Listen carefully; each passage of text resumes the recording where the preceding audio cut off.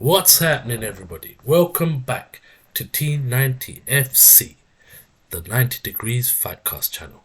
Today, I'm going to be talking about interesting fight that's coming up. That's Anthony Joshua versus Jermaine Franklin. This is a fight week. Fights coming up this weekend. All I can say is it's very, very, very, very exciting to see Anthony Joshua back in the ring. Yes, okay, it's the O2 Arena. I could have been, a bigger stadium, better circumstances. But I think he needs this fight to build up his confidence and to move on to bigger, better things. I think Anthony Joshua, with the focus that he's got now, he can actually unify the division. He's never ducked anybody. He's fought for the fans. Without him, as Eddie Hearn says in this video I'm going to play, without him, there wouldn't be British boxing. British boxing wouldn't be where it is today. He's actually done everything for British boxing, for the game himself. Now, without any further delay, let's have a listen to what Anthony Joshua's got to say. Really, you look good. Eddie had said something earlier this week that British boxing wouldn't be where it is if it weren't for Anthony Joshua. I don't think I would be covering British boxing. You were the first big one that I did. Okay. And now at this stage, let's not forget, right? Like Nathan Cleverly, Kevin Mitchell,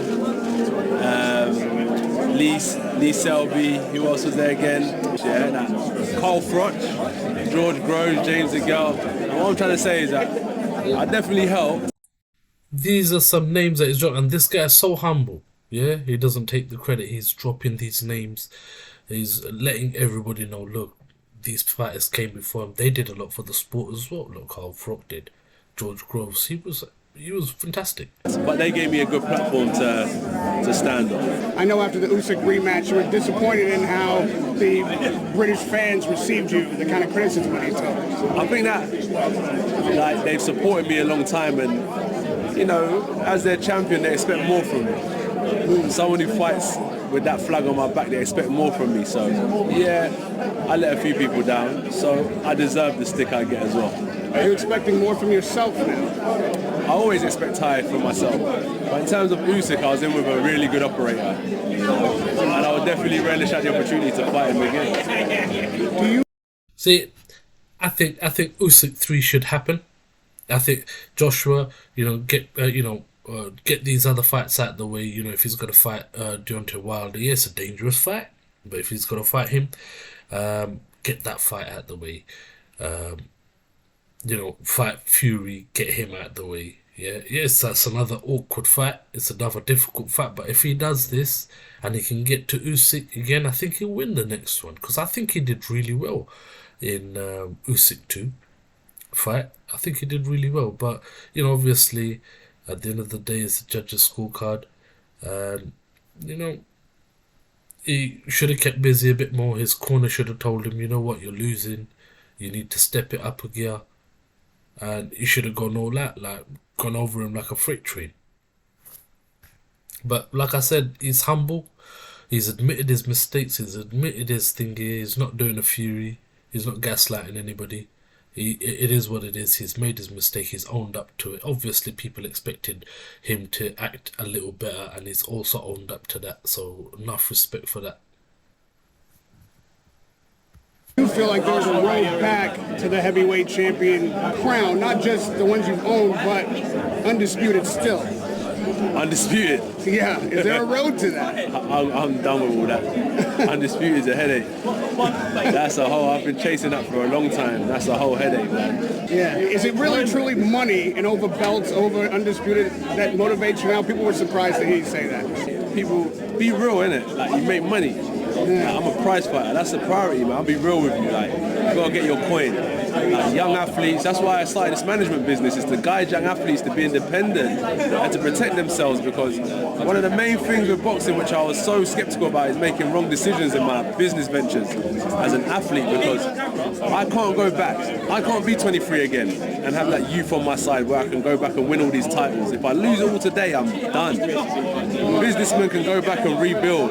rebuild again, lose it all, and come back again. As an athlete, you've got this one opportunity. That's what I'm trying to tell people. 100% chase your dreams and chase that legacy. Like, without the titles, you ain't gonna make money. So I'm telling you, chase that dream, chase that title, but protect your coin as well, and make sure, you know, you don't get what you're worth, you get what you negotiate. So make sure that you're smart on that business table. You know what? Real talk. That's proper real talk, yeah? You're not going to get any realer than that. Yeah, you don't see people coming out with that. He's... AJ, you know in the build-up there's always talk about the heavyweights and the size that they'll come in at. Everyone's saying Jermaine Franklin looks lighter, he's got a six-pack, which we're quite surprised at hearing. You yourself, I must say, you're looking stronger. Do you feel like, you know, how much do you take out of him losing weight perhaps? He's always been a bigger fighter in the ring. Well, I feel like in the heavyweight division, it's clear that aesthetics don't win fights. You know what I mean? So I think that's been a clear factor in the years I've been relevant in the heavyweight division, and other heavyweights have been relevant. Is that like the way? Yeah, look at Fury. He ain't got no six-pack or anything, and he's been, fighting a lot of people and taking them out. Look at Ruiz. Look what Ruiz did. Look, he's a round guy, man, and this guy did it. Look at Luis Ortiz. His age, his body, aesthetics doesn't matter. You gotta have that boxing IQ at the end of the day. You look doesn't always determine how you want to fight, but I hope his mind's in the right place. That's what's important. It's tough, man. I'm telling you, being a champion, it ain't easy at all. Like, as I said, look at Usyk. He ain't even got a fight day, bro. He's a champion of the world. Like, I was the last guy he fought, and I'm fighting on Saturday. He's a champion. He should have been out twice by now. Being a champion should mean that you're busy, you're out, you're active, you're fighting, but it's a fucking headache. So with that being said, if you were to ask me what my ambitions are, one, to fight for the heavyweight championship of the world, motivations to make money, and then the last ambition is to fight Deontay Wilder, Tyson Fury, and Joe Joyce, I'll say. Can you talk? Boom! He said it right there. These are the three guys he'd love to fight. Deontay Wilder, Joe Joyce, and Fury. But, I think Fury's just going to keep gaslighting. He ain't going to fight Joshua. Deontay Wilder could be a reality, and so would Joe Joyce. But Joe Joyce is a dangerous fight. That guy's a hard-hitting tank. He's a beast of a guy. But coming on to the fight that's happening this weekend, I think he's picked Jermaine Franklin for a specific reason. He needs that confidence boost, after being away from the ring. It's past 2 losses back to back with Usyk. He needs that little confidence boost. Yes, it's not in Wembley. It's not in a bigger stadium. It's in O2. It is what it is. He's going to take it on the chin like a man and just go. And he knows he can KO this guy any moment. So he'll do it probably early, between 3 and 7, just to show everyone he's still here to stay, and, he can take over as well again. Yeah, the division. But you got to remember Franklin's got power.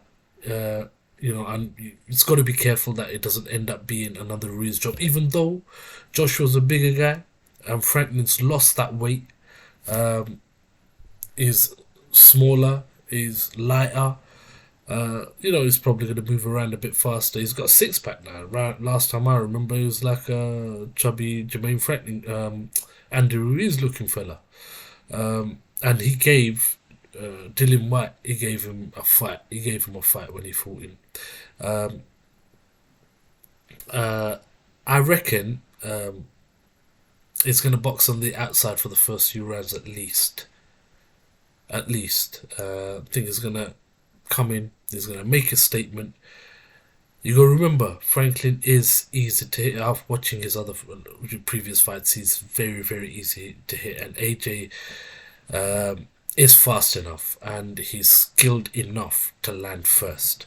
We just got to hope that another Ruiz doesn't happen. At the end of the day, can't wait for this weekend. Let's see what AJ is bringing to the table, and it's going to be exciting. Let us know what you guys think, who you think is going to win, what round. Is AJ going to be back to his best? Where's he going to go from here? You heard it. He wants to fight Deontay, Fury, and Joe Joyce. So let's see what happens and where it goes from here. Thank you for joining me on the T90FC Fightcast channel. And please remember to like, subscribe, and hit that notification bell. Thank you again. Catch you on the next one.